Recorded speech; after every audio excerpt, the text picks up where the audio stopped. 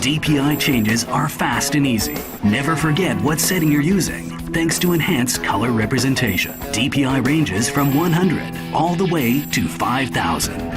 Easy button management within Windows for quick button profiling.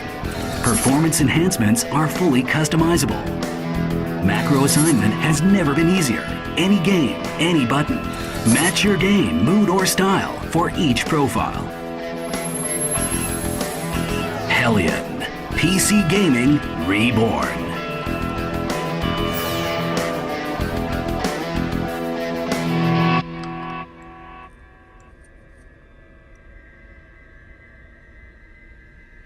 Alright, that is the mouse that everybody wants because it looks so cool and it's really functionally great as well.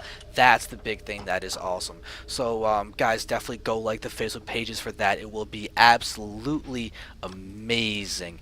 Absolutely amazing.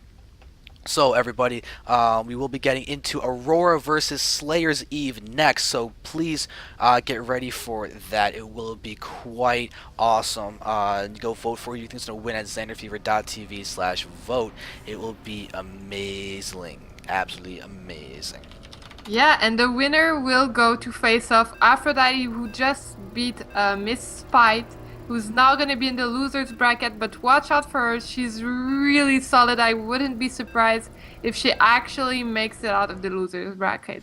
But then again, there are other strong players in the latest round that could end up there and beat her. But so far in her bracket, she's going to get pretty far from the players she's going to be facing, from what I see. Yep, and it's going to be quite awesome. Do you want to do the intros? Oh, yeah, sure.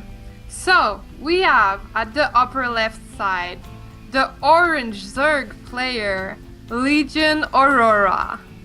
And at the bottom right side, we have the very lovely colored pink Terran SlayerS.Eve coming from Team Slayers, which is like the most awesome team, but I am totally biased, yes.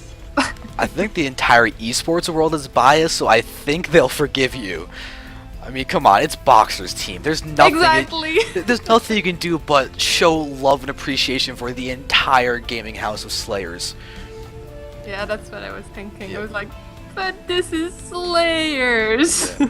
But LgN is a team that is no slouch as well. Seriously, if you guys do not know them, they have some great players on them and some very entertaining players. If you guys have ever watched a Velo or Avelo stream, he's entertaining.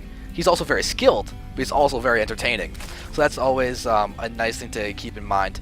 And with this match, we have a ZVT that will be of very, very skillful proportions, as AuRora has been around for a while. She's won a couple of the Iron Ladies, I believe. I hope I'm not lying when I say that, but she's at the very least shown some amazing games. She actually, in the this one that Scarlet won, she was the opponent of Scarlet. These are the two players that we saw in a couple finals. So let's see how Eve's going to be able to handle this. We've already seen her TVZ, but not against a player of AuRora's caliber. Yeah, I'm actually looking forward to this a lot. I'm wondering if she's going to do the same build as last time. Is she going to do a Hellion Marauder push? I'm pretty sure AuRora didn't watch the game, so she's not expecting it. So it could work. I'm really curious what's going to be happening. But guys, right now, go to facebook.com/LgN, facebook.com/ESLIronLady. Like them so you can go ahead and win a Hellion Gaming mouse later on, and there will be a live raffle for that. But take a look at the build that is being done by Eve. We have a single Marine out and then a Tech Lab, so you could be having a little bit of a Reaper expansion coming in from her. Yeah, it seems like it. I actually love that style. It's what I do in TVT though, so that's quite interesting. But she's gonna be able to scout really well, maybe be able to get a couple drone kills if her micro is like super sick. And yeah, Reaper expand. This is actually my TVT build. This is really interesting. Yep. It's scarily good sometimes in TVZ. If the Reaper doesn't get shut down by being on creep too long and getting hit by the Zerglings, it two-shots Zerglings, and if it gets into the bunker, if a bunker gets up and a Reaper gets in there, spines are going to become very, very weak because the Reaper does so much damage to those buildings. And when you two-shot Zerglings and drones get three-shotted, there's very, very, very little Zerg can do unless they get out a vast amount of units. And if they go in one at a time, they're going to get decimated. And that's the power of the Reaper build. If you underestimate the Reaper, so much damage Do gets not done. underestimate the Reaper. Fear the Reaper, guys. No, don't fear the Reaper. We need more cowbell. More cowbell. Oh, but the Reaper did get spotted by Aurora, so now she knows what's going on. She's actually going to try to kill the bunker, because now she knows it's like pretty crucial that she takes it down before the Reaper gets there. Yeah. There is a Reaper in there already, but it's targeting down the Queens instead of going for the Spine. It's going to do very little damage to the Queens, unfortunately. We're going to see Eve try and get the salvage. Does not get the salvage off in time. Yeah, so actually pretty good for Aurora so far. Like the bunker didn't work, but the Reapers are still alive, and now they're going in the main. They're gonna might be able to harass a little, but there is a Queen. She doesn't want to lose those Reaper. This is quite important for her right now. Only taking down 2 drones. Still, you take what you can get with those, I guess, since the bunker didn't work out so well. Yeah, but take a look at the health on those Reapers. Nicely controlled, putting them just in the nick of time to do as much damage as they can and keep them still alive. So now we're seeing Eve has completed her factory. She can get a starport, tech lab, go for tanks, whatever her heart desires, as she's getting down her natural expansion 2, floating over her orbital command. She seems like she wants to go like somewhat heavy bio, so she might be heading towards a push. She's getting stim right now, so I'm thinking maybe try to well, Aurora isn't taking a fast third though, because that would be a good place to hit.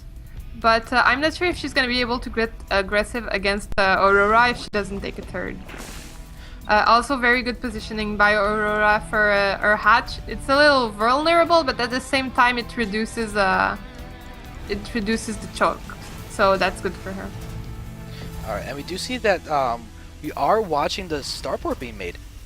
So looks like we could see actually pretty quick drops from Eve. That would be a very smart move. The combat shield's already done. We've got the stim now halfway done. The time is going to become very, very nice if she decides to go for a double drop, sending the medevac into the main and the natural at the same time. Maybe try and draw units out with a little bit of a frontal feint. It could be a very, very nice multi-pronged attack. However, look at Aurora's macro, 70 food to 50 food, and we're not even 10 minutes into the game. We have a nice lead in the drone count, so Eve's going to have to be controlling her units very, very nicely to make sure she doesn't get overrun by Aurora's ability to get down all these links. They're killing off both those Reapers very nicely. Yeah, and now they're moving forward. She's probably gonna try to see if she can do any damage, and Eve is actually not walled off, so Aurora can get in, but there's actually enough Marines to hold this. But now she's opting to do so many Banelings. This could be very dangerous, but the wall off is now completed. So is this bust gonna work out? It very well might. Yeah, this is going to be really fascinating to watch. We see them, they are now done. The wall is completed, but there are so many banelings. We're going to see a nice spread of the Marines. They're going to the bunker anyway. The bunker does fall, though, and now Aurora's pushing in. There are Marauders and everything that he's surrounding, and oh god, the banelings are going to connect. Those lings are doing so much damage. The Marine count is dead. Eve's being forced to sacrifice her natural expansion completely, and with Banes being able to be morphed, this wall is looking to be very, very vulnerable. Aurora is continuing to push in and deal so much damage. There is no capacity to drops. Eve has got to keep her entire force here just so she may not die. Marauder gets a nice pick off on an egg. Marauder's going to stim and try and target down those eggs. Nice little move there, but we're going to see that it just may not be enough as the Banelings are moving in and destroying this wall. Yeah, and also Aurora has decided to commit fully onto this attack. She's just producing units ever since she decided to go for the bust. So she should be able to take this game right now, if I'm not mistaken. Except if like Eve pulls out a really sick something, but I don't know what she can actually do at this point. Like, Aurora is committing to this at 100%, so there's no getting back from her. Yeah, and the bunker has now fallen, stayed alive for so very long. This is looking like Aurora's going to be taking a very, very solid game number 1. There is the GG called, and wow, we have got Aurora up 1-0 in this best of 3. Formidable attack. Let's see if SlayerS.Eve can go ahead and take this next game. Yeah, I'm really impressed by how Aurora decided to be aggressive and committed to it. Like, it reminded me of July Zerg in the old days.